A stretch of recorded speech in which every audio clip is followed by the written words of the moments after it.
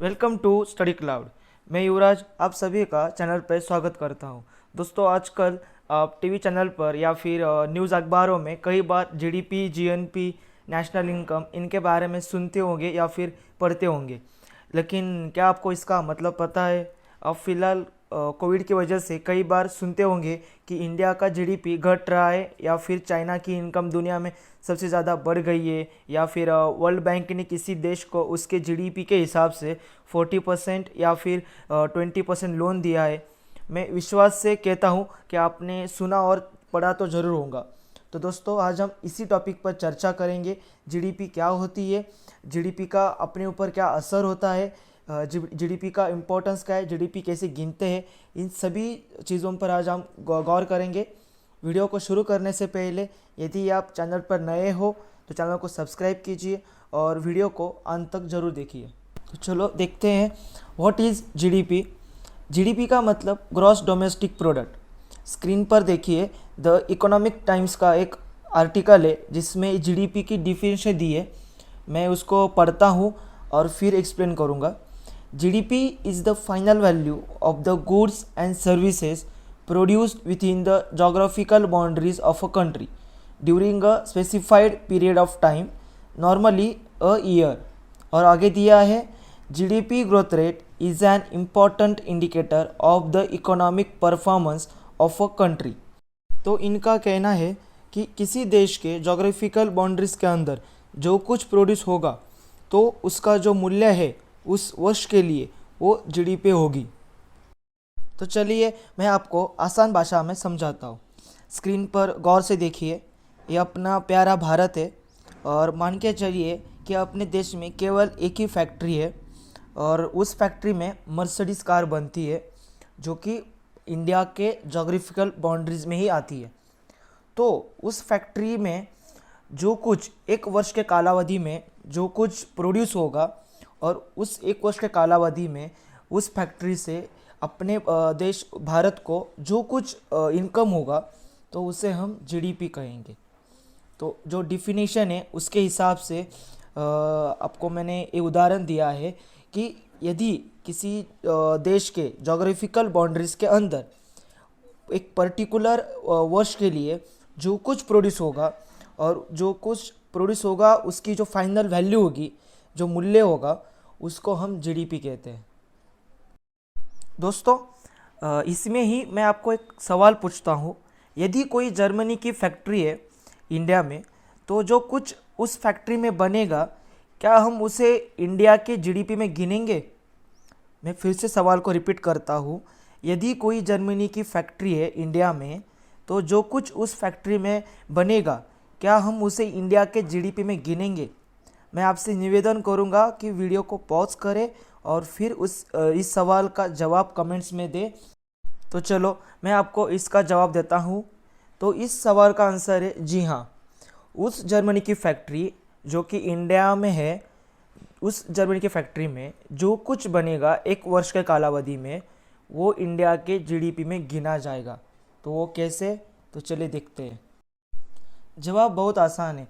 यदि जर्मनी की factory India में आती है तो वो इंडिया के लोगों को काम पर रखेगी, जिससे लोगों को रोज़गार मिलेगा।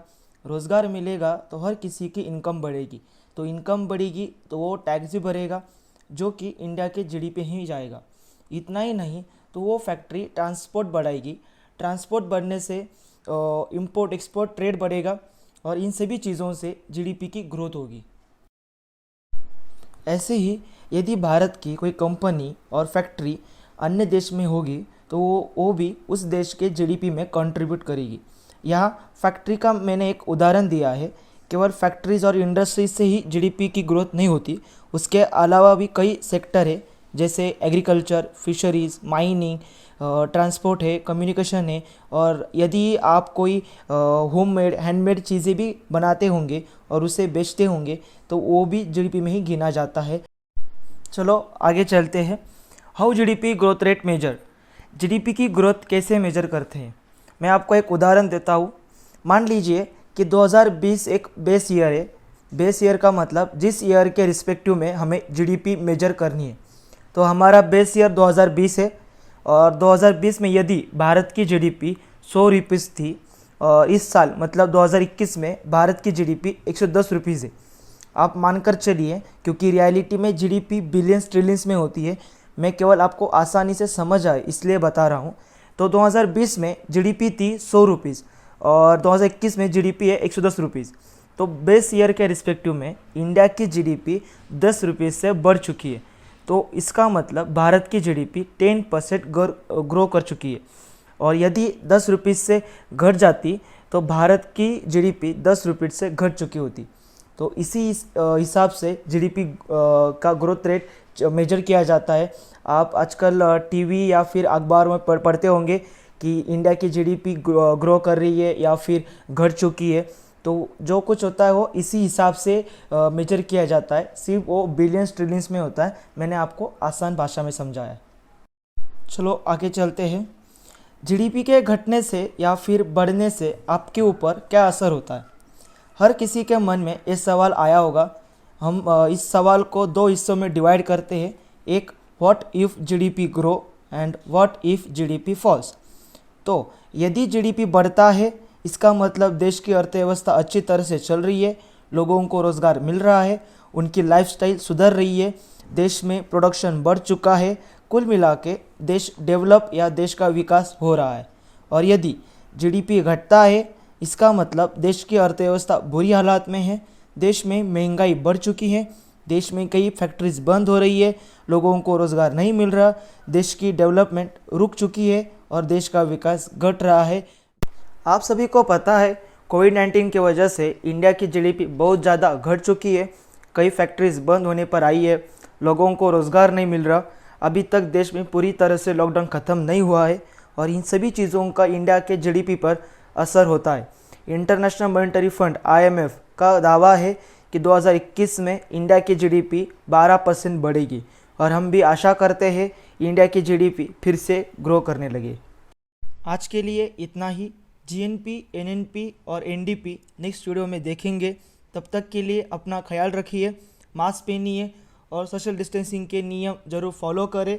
यदि आपको वीडियो अच्छा लगा हो तो ज़रूर लाइक, सब्सक्राइब और कमेंट कीजिए, अपने दोस्तों को शेयर कीजिए।